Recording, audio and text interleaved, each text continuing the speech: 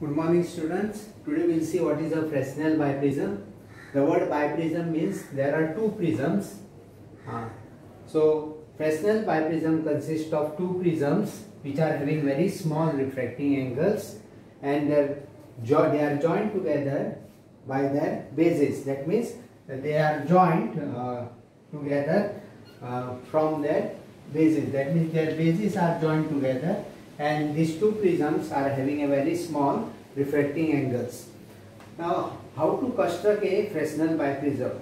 We take a glass plate. Okay, here we have seen that we have taken a glass plate, and one of its faces is ground and polished to such an extent that we get a prism with one angle as 179 degrees, and the remaining two angles are very small, of the order of 30 minutes. So a glass plate is taken and one of its faces is ground and polished very fine. So we have 179 degrees as one of the angles made by these two faces, and the remaining these two faces makes a very small angle of the order of 30 degrees. So this is a prism, that is a biprism.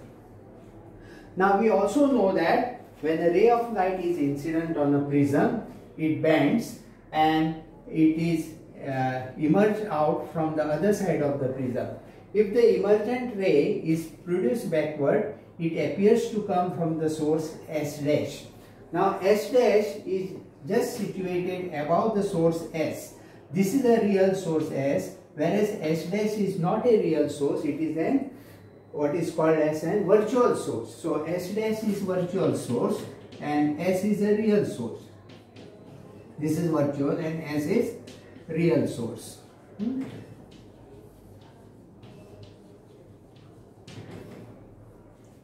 So just like we have a virtual source which is produced from the real source by a prism, Fresnel biprism produces two virtual sources, S1 and S2.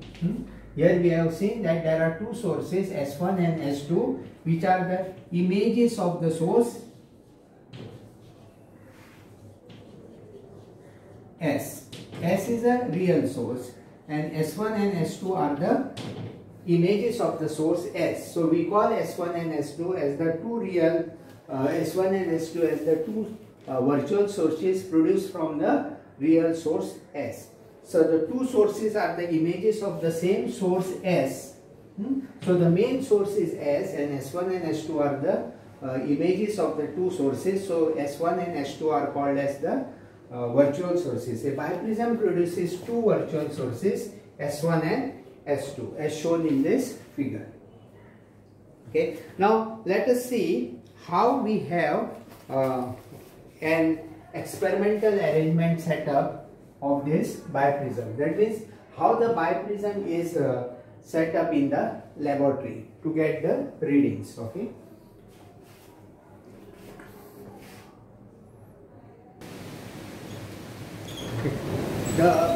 We will see the experimental setup now. The biprism is placed on an optical bench. Okay, this is an optical bench. So what is an optical bench? An optical bench is nothing but it consists of two horizontal rails or two horizontal, what you call as the long rods or rails, okay, which are parallel to each other. See, you can see here two long rods which are placed parallel to each other and horizontally, and they are at the same level, means these two rods are at the same level. Okay, the rods carry what is called as uprights. They carry uprights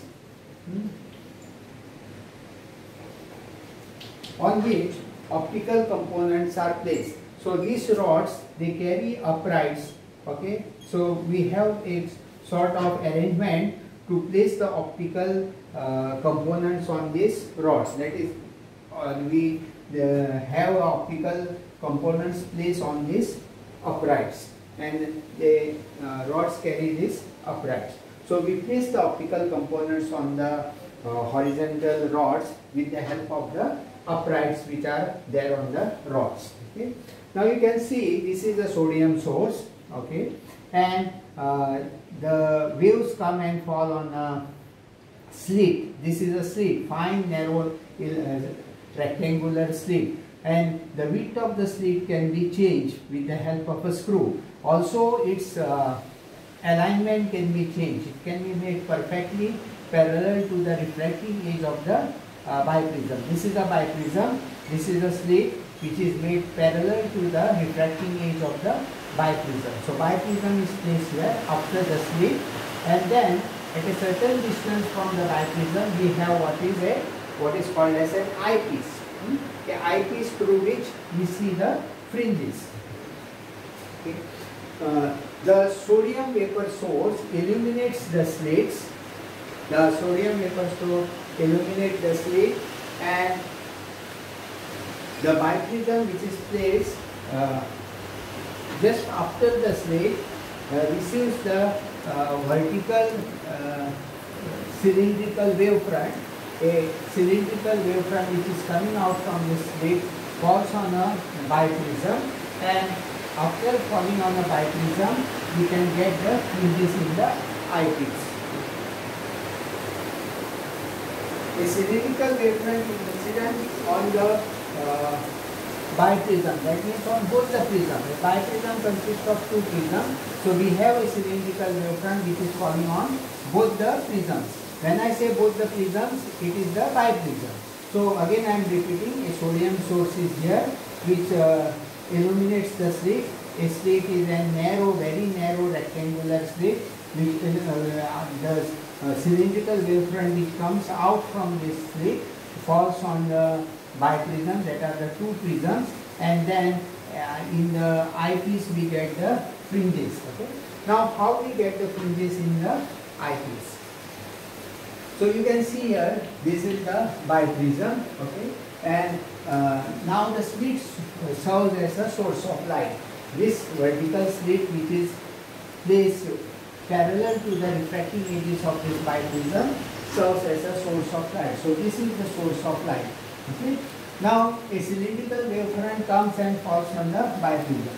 The upper part of the cylindrical wavefront which falls on the upper part of the biprism is refracted downwards, okay, and the cylindrical wavefront which falls on the lower part of the biprism is refracted upwards. Okay. So what I want to tell you is the part of the cylindrical wavefront which is upward and the lower part, they are refracted downwards and upwards. So again I say the cylindrical wavefront which falls on the upper part of the biprism is refracted downwards, and the part of the cylindrical wavefront which falls on the lower part of the biprism is refracted upwards. Okay. So if you produce this backwards, it appears to come from the source S1. The part of the wavefront which is refracted downwards meet at the point B on the screen. So if you produce this backwards, it appears to come from S1, and the part of the wavefront which is refracted upwards and meet on the screen at A, if you produce this backwards, it appears to come from S2.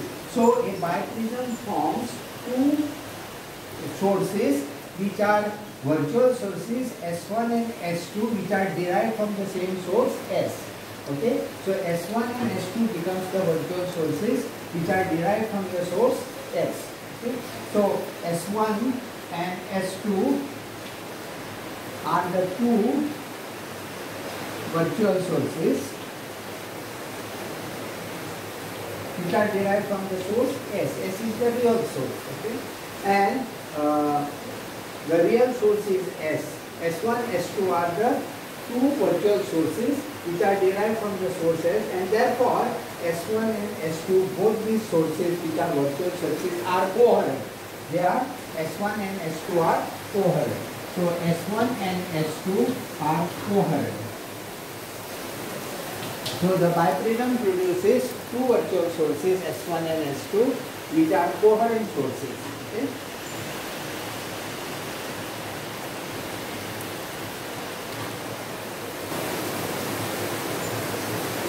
S1 and S2 are the two coherent sources, and the upper part of the wavefront is refracted downwards.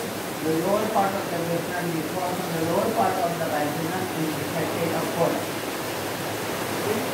And therefore, we can say that both the parts of the wavefront, the upper one and the lower part of the wavefront, which is refracted downwards and upwards, they interfere beyond the biprism.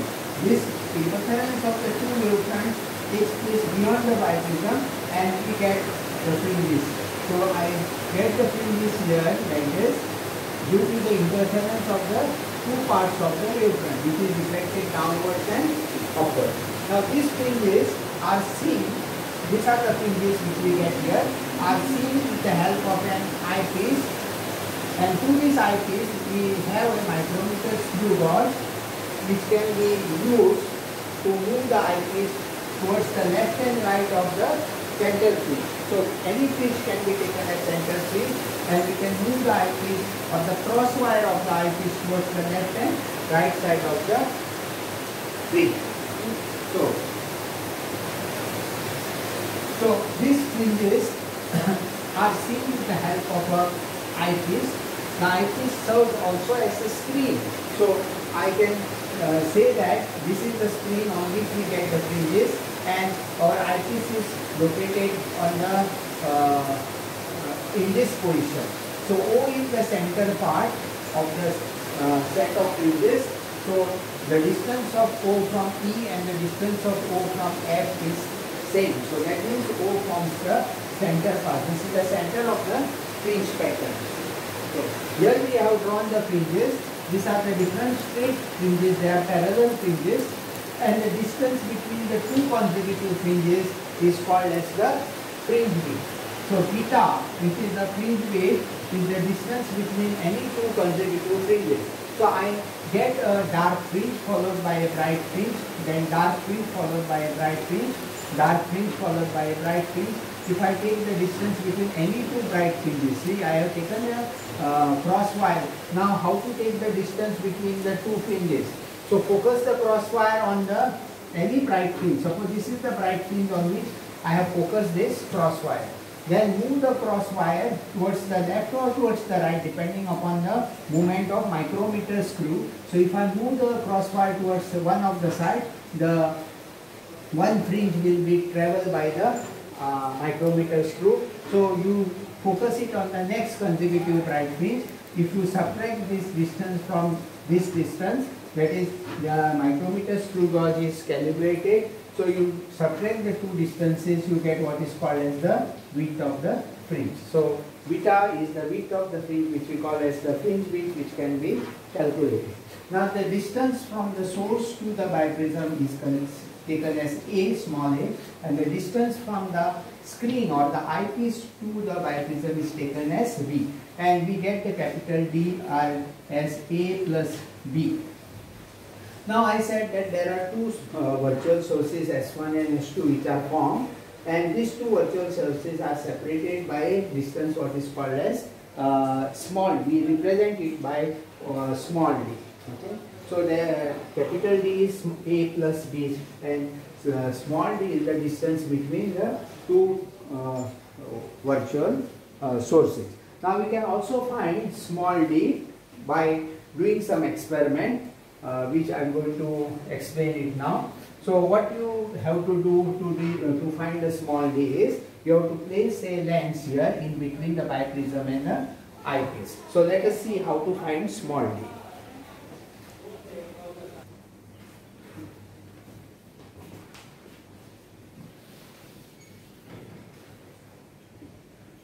Now the slit S, the biprism and the eyepiece, okay, or the micrometer screw which is fixed to an eyepiece, are placed in the same height. They are placed in the same at the same height, okay, and in one straight line. So you place these all three components, optical components, that is a slit, a biprism, and the eyepiece at the same height and in one straight line. So all the height should be same. Okay.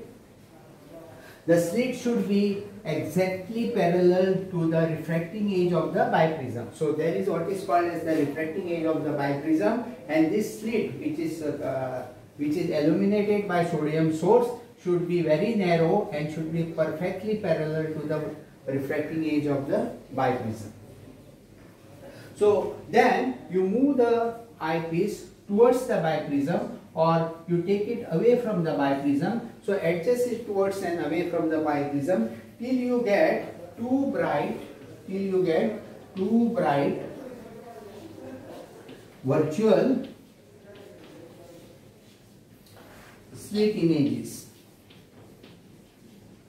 So what you get is the two bright virtual images. You will get slit images. So I'll show it here. You will get slit images like this. This is one and this is the second. So these are the two bright virtual images which can be seen. So two virtual images.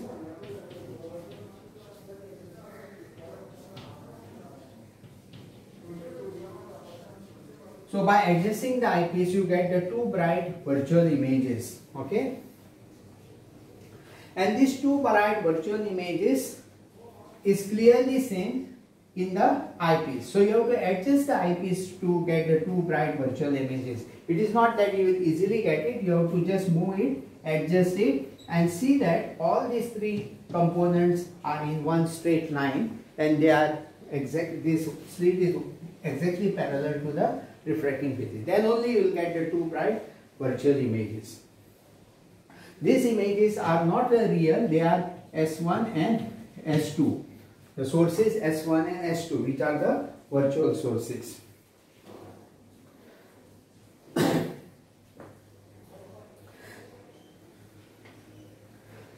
Again, the micrometer screw gauge, again the eyepiece has to be adjusted back and front like this. Either you have to adjust it in front or you have to take it back till you get fringes which appear in the focal plane of eyepiece. Till you get the fringes which appear in the focal plane of eyepiece.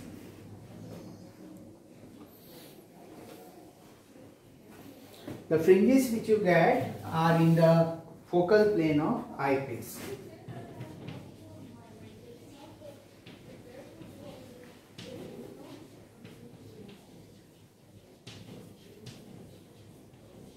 How you get it? By adjusting the eyepiece. Either you have to move it in front or you have to take it back, and you get the fringes in the focal plane of eyepiece. So this is the way in which you can get the fringes inside the eyepiece. Now, how to find the fringe with beta? Just now I told you, you have to focus the cross wire on. These are the bright and dark fringes. These are the bright and dark fringes which you get. I have shown here, this is the, suppose I consider this as dark, and in between two dark there will be a bright fringe. Again between these two dark there will be a bright fringe. Again here will be a bright fringe, bright fringe, bright fringe. So dark and bright fringes are there inside the eyepiece. So bright fringe is followed by a dark fringe. Now you focus the crosswire on any center bright fringe. And let the reading in the micrometer screw gauge be x0. You focus the crosswire on any bright fringe. Let the reading, you take the reading of the micrometer screw gauge which is fixed to eyepiece. Let the reading be x0. Then you move the eyepiece in one direction, either towards the left of the biprism or towards the right of the biprism. So that is either left or right. So till n fringes are crossed, till n number of fringes are crossed. So if I move the eyepiece, the crosswire will move. If suppose I move it towards the right, then the crosswire will move like this, and then I move it like this till n number of fringes are crossed. Okay. So as I move the micrometer screw, n number of fringes will be crossed by the crosswire. So after moving through a distance of n fringes, let the reading be equal to xn. Let the reading be equal to xn. Suppose I have moved the crosswire so that it crosses n number of fringes. When I take the reading on the first fringe, the reading was x0. I moved the crosswire such that n number of fringes are crossed by the crosswire, and after n number of fringes are crossed by the crosswire or moved, I have moved the crosswire by n number of fringes. If the reading is xn, then I can use this formula. Fringe width beta is given by xn minus x0 divided by n. So I can calculate the fringe width beta is equal to xn minus x0 divided by n.